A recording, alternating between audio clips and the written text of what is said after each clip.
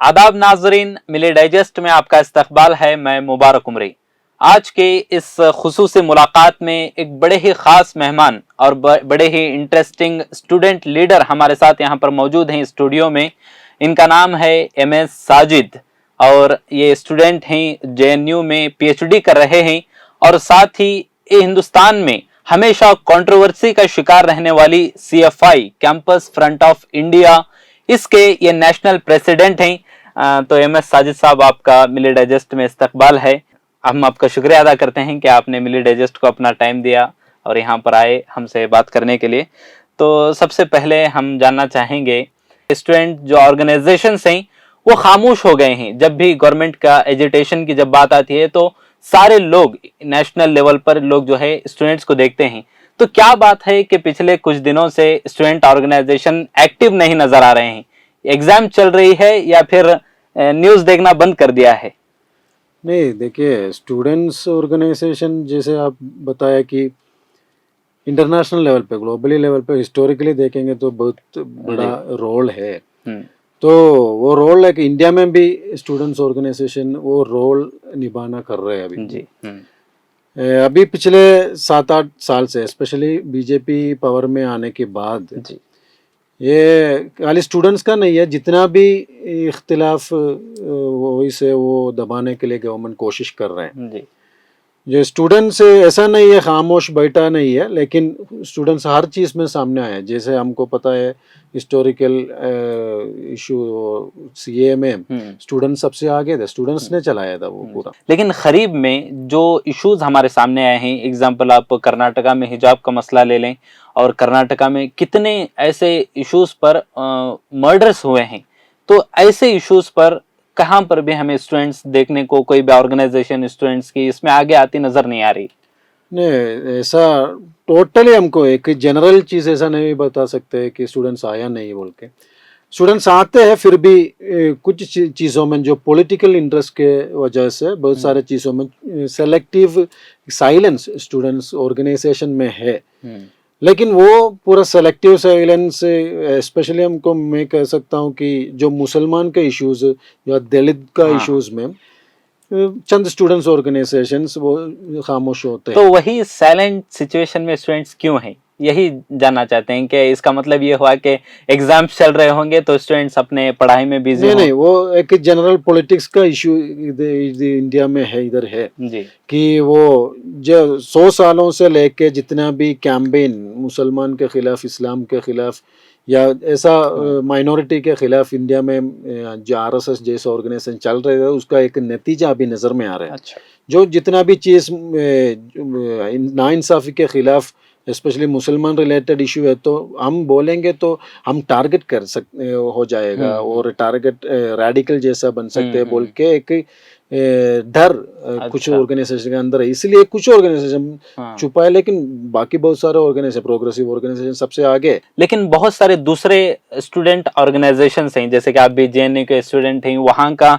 एक student base है। JNU हो, जामिया इस्लामिया हो, तो वहाँ के स्टूडेंट्स को जो है बहुत ज़्यादा पॉलिटिकली भी हम कह सकते हैं कि यूज़ किया जाता है। तो वो स्टूडेंट्स इस मामले में कहीं पर भी आगे नहीं आए हैं। जी सही है। तो ये क्या रीज़न है? वो ये है, इधर इंडिया में ऐसा एक माहौल है कि जो हिजाब जैसा चीज़ है, जो मुसलमान का जो आइडेंटिटी में जितना भी चीज़ आ रहा है, वो एक रिग्रेसिव साइन है बोल के कुछ लोग हिजाब के खिलाफ है। वो खाली RSS और उसका अफिलिएटेड ऑर्गेनाइजेशन नहीं है, बल्कि जो सेकुलर रखे जाने वाला ऑर्गेनाइजेशन भी ये हिजाब वगैरह जो बहुत रिग्रेसिव, पिछड़े हटाने वाला चीज़ें बोल के ये पीछे आ जाते हैं। अच्छा। लेकिन हिजाब के इशू में बहुत सारा लोग आर्टिकल वगैरह देखेंगे तो भी फिर भी उसके स्टूडेंट के सपोर्ट में आ गया था। आ गया है। टोटल हमको ऐसा 100% आगे नहीं आया बोल के नहीं बोल सकते। रिसेंट में जो है आपने एक कैंपेन लॉन्च किया है CFI की तरफ से, डिटॉक्स एजुकेशन और डिपोर्ट हिंदुत्व। क्या है इस कैंपेन का मकसद? देखिए, हमारा एजुकेशन में अभी बहुत बड़ा हमला चल रहा है।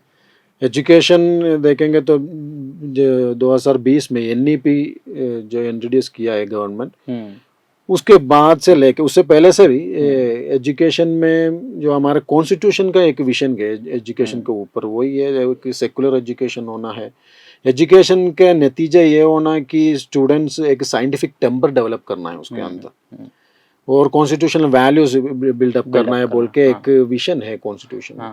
लेकिन एनईपी देखेंगे तो एनईपी में कोई भी तरह का एक सेकुलर वेट, खाली एक वेट भी नहीं है, वो सेलेक्टिवली अवॉइड किया है, समझ रहे हैं। तो मतलब एनईपी जो है एक हिंदुत्व आइडियोलॉजी को प्रेजेंट करने वाली चीज है। ऐसा बहुत सारे चीज उसके अंदर है। बहुत सारे लोग बताया है एनईपी में बहुत ऐसा खतरनाक चीज है, लेकिन खाली एनईपी नहीं है।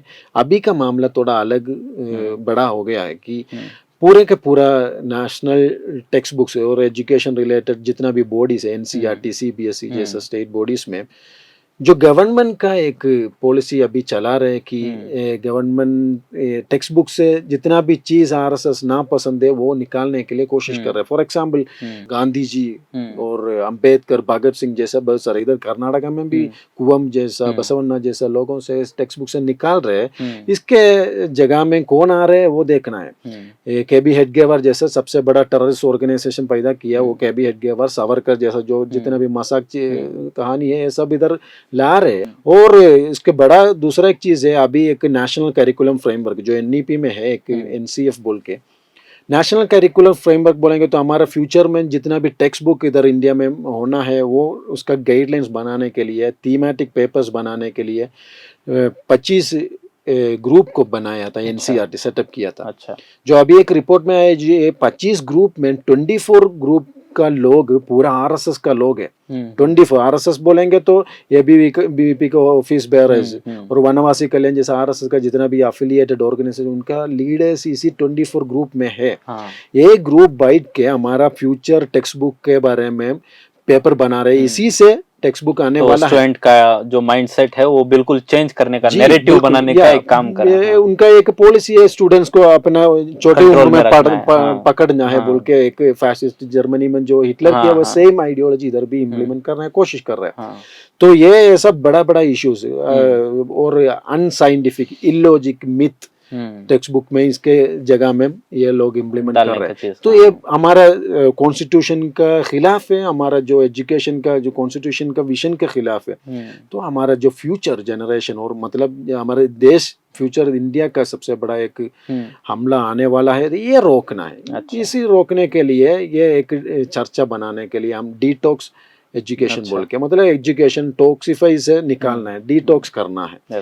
और ये डिटॉक्स करना है मतलब दूसरा एक डिमांड इसके साथ हम रखा है, डिपोर्ट हिंदुत्व हेजिमनी। अभी हिंदुत्व बोलेंगे तो आरएसएस का आइडियोलॉजी, और हमारा vice president, farmer vice president Venkaiah Naidu और फॉर्मर एचआरडी मिनिस्टर, ये सब लोग ओपनली बताया कि आरएसएस का हिंदुत्व आइडियोलॉजी, आरएसएस का आइडियोलॉजी हम प्रोपेगेट करेंगे। अच्छा। टेक्स्ट बुक पूरा साफ्रनेस करेंगे, वो हमारा मकसद है, हम करेंगे बोल के ओपनली बताया है एक इलेक्टेड रिप्रेजेंटेटिव।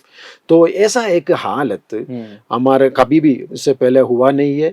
तो ये लोगों को समझाना है, इसके लिए कैंपेन हमें 1 महीना अभी चलने वाला है। क्या चीज होगी कैंपेन में, आप क्या करने वाले हैं? मतलब स्कूल से लेके कॉलेज तक कैंपस में इसके बारे में डिस्कशन होना है। तो ये स्टूडेंट्स के बीच में ये इसका डेंजरस चीज क्या क्या है वो हम उसके सामने एक्सपोज करेंगे, इसके खिलाफ एजुकेशन वगैरह देंगे। दूसरा एक चीज है, ये पब्लिक के सामने लेके आना है।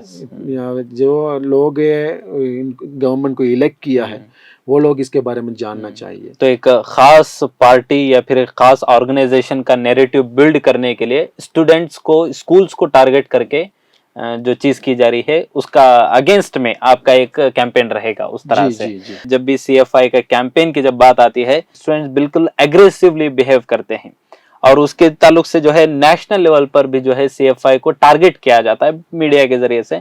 तो ये टारगेट करना बिल्कुल सही लगता है, इस तरह से जो स्टूडेंट्स का बिहेवियर सीएफआई का सामने आता है, मीडिया के सामने जिस तरह से आता है, उसको कैसे आप डिफाइन करेंगे? स्टूडेंट्स गवर्नमेंट के पॉलिसीज के खिलाफ, जितना भी एंटी पीपल पॉलिसी उसके खिलाफ स्टूडेंट्स ने सबसे आगे आया है। ओपोजिशन जैसा पार्टी से, ओपोजिशन पार्टीज के जगह में स्टूडेंट्स आया है, उसके खिलाफ चर्चा वगैरह स्टूडेंट्स ने लाया था सोसाइटी के सामने।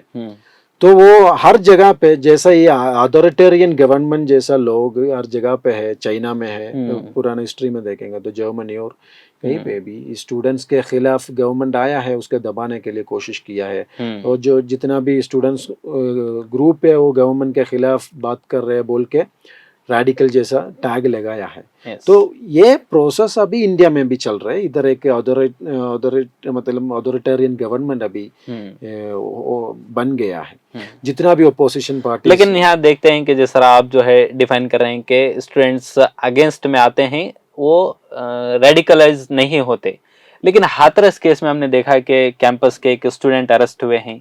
तो वो चीज़ क्या थी? क्या वो वहाँ पर सच में कुछ प्रोपेगेंडा करने के लिए गए थे वहाँ पर?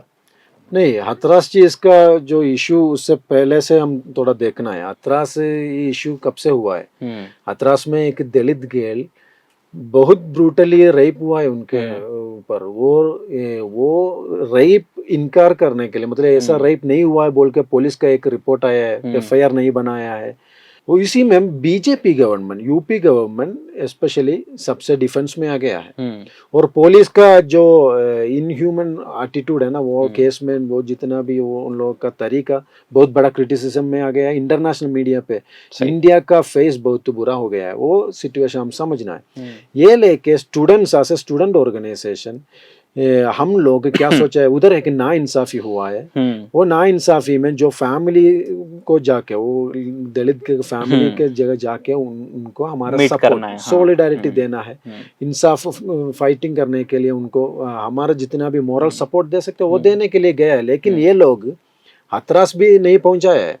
हाथरस से 100 किलोमीटर दूर था। वो वहां से पकड़ गए। ऐसा एक क्राइम उधर हुआ ही नहीं है हाथरस में। फिर भी इसी क्राइम में जो लोग जा रहे हैं उन लोगों को पकड़ गया है। उनके साथ एक जर्नलिस्ट था, उनको पकड़ गया है। इसके बारे में बाद हमारा नेशनल जनरल सेक्रेटरी था जो राउफ शरीफ, उनको पकड़ गया है। तो ये पूरा एक फ्रेम्ड स्टोरी है। ऐसा एक इंसिडेंट हुआ ही नहीं है, क्राइम हुआ ही नहीं है, ऐसा कोई इंटेंशन ही नहीं था उन लोगों के पास। लेकिन हमको एग्जाम्पल है, इधर इंडिया का पुलिस अलग अलग चीजों में ऐसा कहानी बनाते हैं, बाद में फ्रेम करते हैं, जेल में डालते हैं। जी, 20 साल के बाद ये लोग बाहर आएगा तभी पता चलेगा कोई भी उनका गलती नहीं था। सही है। लेकिन कैंपस फ्रंट जिस तरह से आप स्टूडेंट ऑर्गेनाइजेशन बोल के डिफाइन करते हैं, लेकिन क्या सच में campus front of India students की ऑर्गेनाइजेशन है? क्योंकि नेशनल बॉडी अगर देखें सीएफआई की, तो उसमें लगभग तकरीबन मुस्लिम लीडर्स ही हैं। तो क्या ये स्टूडेंट ऑर्गेनाइजेशन है या मुस्लिम को फ्रेम करने के लिए बनाई गई सीएफआई ऑर्गेनाइजेशन? नहीं, ऐसा नहीं है। कैंपस फ्रंट का एक कॉन्स्टिट्यूशन देखेंगे तो मुस्लिम के बारे में बात करने के लिए नहीं है। ऐसा खाली उसी इशू में लेके नहीं है। जितना भी स्टूडेंट्स इशू है वो एड्रेस करना है। स्टूडेंट्स का जो देश का जितना भी प्रॉब्लम्स है उसके बारे में स्टूडेंट्स को अवेयरनेस बनाना है। इसके लिए ये तंजीम ऑर्गेनाइजेशन बनाया है। तो बॉडी में सिर्फ बॉडी में, क्योंकि ये एक चीज है, हमारे ये जो नेशनल बॉडी, जो जितना भी स्टेट्स बॉडी नीचे तक जितना भी बॉडी है, वहाँ इलेक्शन का एक एक सिस्टम है। ये नेशनल कमेटी को सेलेक्ट करते हैं, नेशनल जनरल काउंसिल बोल के एक बॉडी है। वो 2 बार में एक बार जो स्टेट से लेके पूरे लोग आके डिस्कस करके डिसाइड करते हैं। इसमें मुसलमान लोग आना है, हिंदू लोग नहीं आना है बोल के कोई भी डिस्कशन नहीं चल रहा है। जो लोग 2 साल इसको चलाने के लिए एबल है उनके उधर लीडरशिप में लाए हैं। लेकिन कैंपस फ्रंट में हमारा यूनिट से लेके बहुत सारे बॉडी पे नॉन मुसलमान लोग हैं। उसमें कोई हमको कोई प्रॉब्लम नहीं है। अच्छा। जो लोग आने में कॉन्स्टिट्यूशनली ऑर्गेनाइजेशन हमको कोई प्रॉब्लम नहीं है। ऐसा नहीं है हम किसी एक रिलीजियस के लिए बात कर रहे हैं, लेकिन वो भी एक गलत नहीं है, हम ऐसा समझते हैं। अभी रिसेंट में कर्नाटका टुमकुर में 8th स्टैंडर्ड के लिए सावरकर का एक लेसन फ्रेम किया गया है। तो और उसको लेकर के अलग अलग मीडिया में भी बहुत ज्यादा बातें आ रही हैं और सोशल मीडिया पे ट्रोल भी किया जा रहा है सावरकर को। बुलबुल पे बैठ के वो लेटर लिखता था। तो ये क्या चीज, इसको कैसे आप देखते हैं? क्या सावरकर का लेसन रहने के लिए प्रॉब्लम है, या सावरकर के जो क्या है फ्रीडम फाइटर बोल के जो उसको प्रेजेंट किया जा रहा है ये गलत है? सुनिए, मैं पहले से भी बताया कि हमारा कॉन्स्टिट्यूशन का एक मुद्दा है, एक साइंटिफिक टेम्पर एजुकेशन से होना है और स्पिरिट ऑफ इंक्वायरी। मतलब सच क्या है वो समझने के लिए स्टूडेंट्स का एक मन पैदा करना है, वो एजुकेशन का एक मतलब होना है। खाली ये सावरकर का इशू नहीं है, सावरकर को ऐसा प्रमोट करने में जो आरएसएस हिंदुत्व आइडियोलॉजी का वो फादर है सावरकर, उनको प्रमोट करने में आरएसएस को एक पॉलिटिक्स है, वो हम समझना है, वो अलग डिस्कशन है। साथ साथ खाली ये सावरकर का इशू नहीं है, बहुत सारे ऐसा इलॉजिकल चीज, अनसाइंटिफिक चीज, उसमें कोई भी साइंस का क्रेडिबिलिटी नहीं है, ऐसा बहुत सारे चीज हमारे टेक्स्ट बुक में ऑलरेडी आ गया है। वो उसमें जो उन लोगों का जो मिथोलॉजिकल चीज है, बहुत पुराने चीज है, उसमें सबसे पहले वाला जो प्लास्टिक सर्जरी इधर हुआ है, एस्ट्रोनॉमी लेके बहुत सारा चीजों में इधर ऑलरेडी टेक्स्ट बुक में आ गया है। वो चीज टेक्स्ट बुक को बिल्कुल निकालना है। ये हमारा कैंपेन डिटॉक्स बोल के हमारा कैंपेन वही है, अनसाइंटिफिक चीज टेक्स्ट बुक में नहीं आना है, स्टूडेंट्स को जहन में नहीं देना है। क्योंकि वो लोग क्या होना है, थोड़ा फ्री में थॉट प्रोसेस बड़ा होने के लिए, साइंटिफिक टेम्पर बनाने के लिए एजुकेशन पूरा हमारा सिलेबस वगैरह ऐसा होना है। खाली ये सावरकर का इश्यू नहीं है, सावरकर को प्रमोट करने में ये हिंदुत्व आइडियोलॉजी प्रमोट करने का एक पॉलिटिक्स है इसके पीछे। अच्छा। इसलिए कहा ये नहीं है, पूरे का पूरा जितना भी चीज अनसाइंटिफिक इलॉजिकल चीज जितना भी टेक्स्ट बुक में आ गया है वो सब निकालना है, हमारा डिमांड वही है। अच्छा, बहुत सारे स्टूडेंट्स हैं जो बाहर पढ़ाई कर रहे थे, एग्जाम्पल यूक्रेन स्टूडेंट्स हैं मेडिकल की पढ़ाई करने के लिए, थाउजेंड्स ऑफ स्टूडेंट्स हैं, वो वापस यहाँ पर इंडिया आए हुए हैं, लेकिन अभी तक उनको कहीं पर भी प्लेसमेंट नहीं मिला है जहां पर वो अपने एजुकेशन को कंटिन्यू कर सके। सुप्रीम कोर्ट में वो गए हैं, सुप्रीम कोर्ट से भी अभी तक कोई जवाब नहीं आया है, तो वो स्टूडेंट का फ्यूचर क्या है? हम जब खाली यूक्रेन का नहीं है, उससे पहले कोविड का इशू के लेके जितना भी स्टूडेंट्स चाइना से वापस आया है उनका एजुकेशन भी प्रॉब्लम में आ गया है। खाली चाइना से नहीं, बहुत सारे कंट्रीज से, और यूक्रेन में भी जो वार के बाद उधर बहुत बड़ा प्रॉब्लम चल रही थी। कम से कम अभी रिसेंट में सुप्रीम कोर्ट में आया है केस, तो 20,000 स्टूडेंट्स यूक्रेन से वापस आया है। ये लोगों को कहाँ प्लेस करेंगे, उसको पढ़ाई कैसे खत्म करेंगे, कंटिन्यू करेंगे, ये एक बहुत बड़ा मसला है। हाँ। उसमें पहले गवर्नमेंट का स्टेप यही था, उनको कहीं भी हम एंट्री नहीं देंगे बोल के। हाँ। वो सही नहीं है, वो ऐसा नहीं करना है। लेकिन इधर इतना लोगों को इधर हम अकोमोडेट करने में भी हमारे इंफ्रास्ट्रक्चर में बहुत बड़ा प्रॉब्लम है। तो सुप्रीम कोर्ट ने गवर्नमेंट से बताया ऐसा कोई सोल्यूशन है, जैसा पूछा है गवर्नमेंट, हम करेंगे बोल के, प्राइवेट इंस्टीट्यूशन में इनको अकोमोडेट करेंगे बोल के अभी एक ओरली एक स्टेटमेंट दिया है। अच्छा। अभी वो केस सुप्रीम कोर्ट के सामने है, वो हम देख रहे हैं। लेकिन इसके दूसरा एक तरह से हम ये इसको अप्रोच करना है कि क्यों इतना सारे स्टूडेंट्स इंडिया से बाहर जा रहे हैं। ये यूक्रेन में जाने वाले हो, चाइना में जाने वाले मेडिसिन के लिए, जितना भी अभी रिसेंट रिपोर्ट में भी देखेंगे तो बहुत सारा स्टूडेंट्स बाहर जा रहे हैं, क्योंकि वहाँ पर फीस कम है। हाँ जी, वही है, फीस का इश्यूज आ रहे हैं और इंफ्रास्ट्रक्चर क्वालिटीज वगैरह डिस्कशन में आ रहे हैं, इसलिए लोग ये छोड़ के जा रहे हैं। तो जो मोदी गवर्नमेंट का मेक इन इंडिया बोल के एक बड़ा मुद्दा था, लेकिन इधर इंडिया में ऐसा कोई फैसिलिटीज नहीं बढ़ा रहे हैं। हमारा डिमांड के हिसाब से, वो नीड क्या है, वो नीड के हिसाब से पूरा स्टेट में जो फैसिलिटीज डेवलप करना है, वो गवर्नमेंट का सबसे बड़ा एक मुद्दा होना है। कर्नाटका देखेंगे तो बीजेपी गवर्नमेंट है, सेंट्रल में भी बीजेपी गवर्नमेंट है, लेकिन अभी पिछले बहुत सालों से लेके देखेंगे तो एजुकेशन लेके उनका बजट एलोकेशन वगैरह देखें तो बहुत कम ही चल रहा है। अच्छा, अभी 3.2% जीडीपी का 3.2% है बजट एलोकेशन, लेकिन एनईपी में 6% रखना है बोल के सजेशन आया, वो लाने के लिए ये लोग रेडी नहीं है। इसमें एक और चीज मैं ऐड करता हूँ कि अभी रिसेंट में जो है 13,000 स्कूल्स, जो एक बॉडी है स्कूल का कर्नाटका का, उन्होंने प्राइम मिनिस्टर नरेंद्र मोदी को लेटर लिखा है कि यहाँ पर जो है बहुत ज्यादा करप्शन बढ़ रहा है, 30% 40% कमीशन हमसे लेते हैं कुछ भी ऐड करने के लिए। तो ये चीज दूसरे तरफ से वो एनईपी को लॉन्च कर रहे हैं, हिजाब, ये चीजें हैं, लेकिन उसके साथ साथ करप्शन भी बढ़ रहा है। ये चीज, इसकी वजह से भी जो है स्कूल्स वाले जो है अपना स्कूल्स बंद कर रहे हैं। इंडिया बहुत सालों से ये इशू फेस कर रहे हैं, खाली एजुकेशन लेके नहीं है, ये करप्शन इंडिया का सबसे बड़ा एक इशू है। जो पहले वाला करप्शन, जो जितना भी गवर्नमेंट इधर आ गया वो बाहर आ रहे थे क्योंकि वो मीडिया इतना विजिलेंट है, वो करप्शन बाहर लाने के लिए रेडी थे। लेकिन अभी जो बीजेपी गवर्नमेंट में जितना भी करप्शन चल रहा है, जो मध्य प्रदेश में मेडिकल इश्यूज में बहुत बड़ा करप्शन हो गया है, एग्जाम्स वगैरह में करप्शन करके बहुत ये चल रहा है। लेकिन ये आगे लाने के लिए मीडिया अभी इतना विजिलेंट नहीं है, क्योंकि मीडिया अक्सर मीडिया को इधर गवर्नमेंट, हाँ जी, गवर्नमेंट डरा के रखा है, नहीं ये तो पैसा दे के अपना गोद में लेके आया है, ऐसा एक हालत है। बहुत अल्टरनेटिव मीडिया जैसा बहुत 2-3 मीडिया है अभी इसके खिलाफ बोलने वाला, तो ये आवाज इतना बुलंद नहीं हो रहा है, जो क्योंकि गवर्नमेंट के पॉलिसी के वजह से जो असल मुद्दे हैं उसको हाईलाइट नहीं किया जा रहा है। तो ये करप्शन खाली इधर नहीं है, हर जगह में है। लेकिन अभी का जो हालत में ये बाहर नहीं आ रहे हैं, लेकिन ये बाहर आएगा, कभी भी ये बाहर आना पड़ेगा। तो वो मीडिया या पॉलिटिकल ग्रुप्स वगैरह ये बाहर लेके आएगा, तभी तो धीरे धीरे हमारा कंट्री ये पूरे इश्यूज के बाहर आएगा, एक भरोसा है, स्टेबल बनेगा तभी जाके कंट्री। इस बीच में जो है एक और चीज हम देखते हैं कि नॉर्थ बिहार स्टेट में रिसेंट में भी जो है रेलवे एग्जाम को लेकर के एक बड़ा हंगामा हुआ, वहाँ के स्टूडेंट वायलेंस हो गए, उसको लेकर के स्टेट गवर्नमेंट अपना एक स्टेटमेंट देती है, सेंट्रल गवर्नमेंट अपना एक स्टेटमेंट देती है। तो क्या रीजन है स्टूडेंट्स का वायलेंस होने के पीछे? सुनिए, बिहार जैसा स्टेट में सबसे लोग ये जो एस्पिरेंट्स है, जॉब एस्पिरेंट्स है, वो गवर्नमेंट का जॉब में बहुत ट्रेनिंग वगैरह करके एक्सपेक्टिंग कर रहे हैं।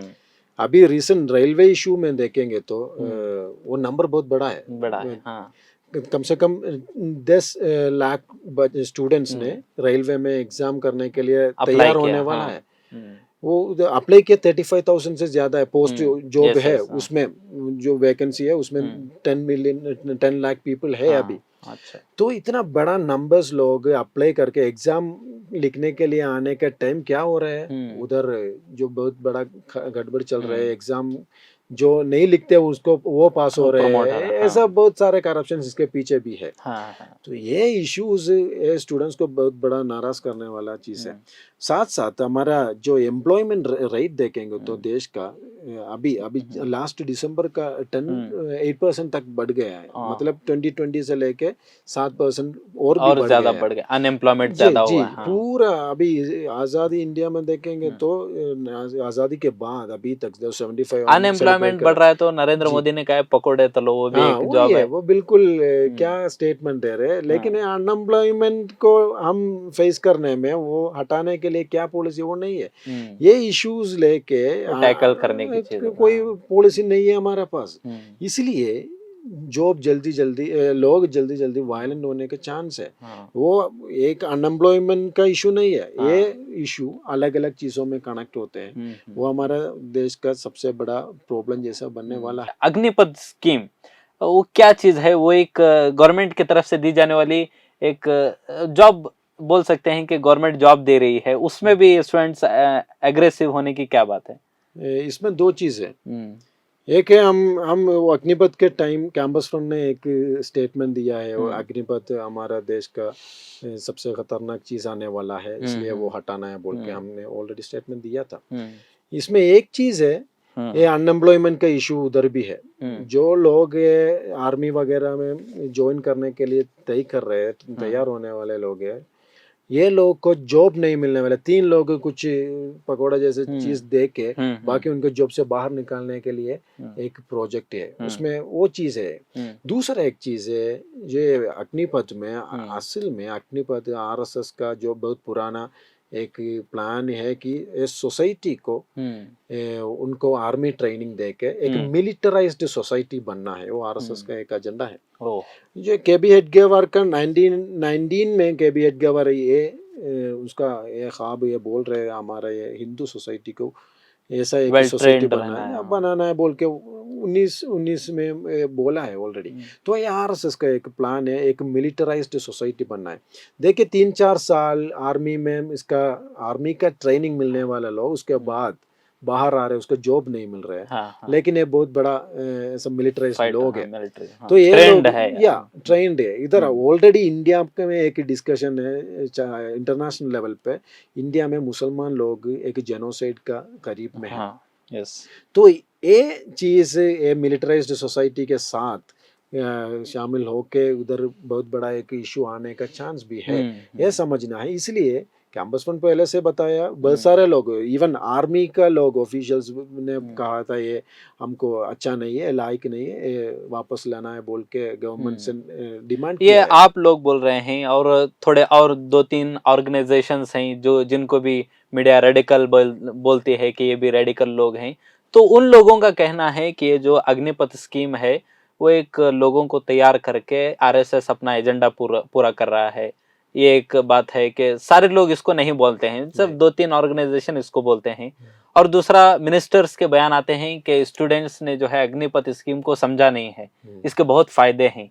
तो ये दो चीजें हैं, एक तो मिनिस्टर की तरफ से अग्निपथ स्कीम को स्टूडेंट नहीं समझा है, एक स्टेटमेंट आता है, और दूसरा ऐसा भी नहीं है कि वहां से ट्रेन होकर आने वाले आरएसएस के एजेंडे पर काम कराएं।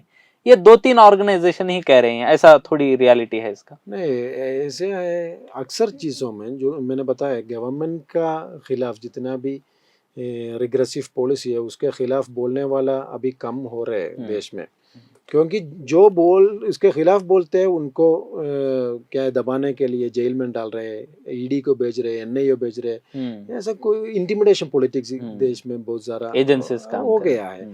तो बहुत सारे लोग डर के पीछे जाते हैं। फिर भी एक छोटे ग्रुप, मतलब एक ऑर्गेनाइजेशन नहीं है, अलग अलग ऑर्गेनाइजेशन के छोटे ग्रुप हमेशा रहेगा, हर जगह में रहेगा, हर सोसाइटी में रहेगा। वो लोग इसके खिलाफ बात रख के लोगों को समझाने के लिए कोशिश करते रहेगा। ये एक चीज। दूसरा चीज है जो मिनिस्टर का क्लेम है या समझाने, ये इसलिए प्रॉब्लम है, ये खाली अग्निपथ का इशू में नहीं है। फार्म बिल लेके आया है तभी भी ये लोग बताया, ये फार्म बिल के बारे में फार्म में समझ नहीं है, एनआरसी के बारे में ये बताया है। ऐसा हर चीज में जितना भी आंडी पीपल्स चीज आ रहे हैं, ले रहे हैं, इसका ये लोग का एक फायदा बता के प्रेजेंट कर रहे हैं, हमेशा करते थे। लेकिन इसका अक्सर मतलब असल प्रॉब्लम क्या है वो अलग अलग कोने में डिस्कशन हो रहे हैं, उसके बारे में चर्चा हो रहे है। वो आवाज बहुत नॉर्मल रहेगा लेकिन वो भी चलते रहेगा।